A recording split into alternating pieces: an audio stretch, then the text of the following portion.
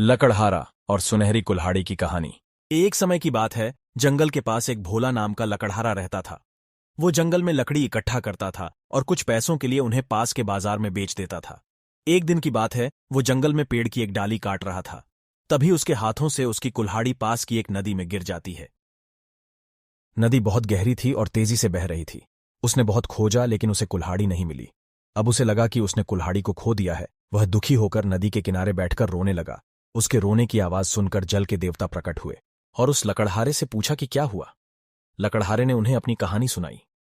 जल के देवता को उस लकड़हारे के ऊपर दया आई और उसकी मदद करने के लिए नदी में गए और एक सुनहरे सोने की कुल्हाड़ी लेकर वापस आए। लेकिन लकड़हारे ने कहा कि यह कुल्हाड़ी मेरी नहीं है।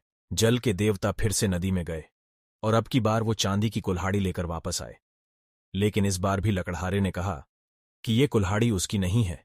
इसलिए जल के देवता पानी में फिर से गए और इस बार वो एक लोहे की कुल्हाड़ी के साथ वापस आ गए।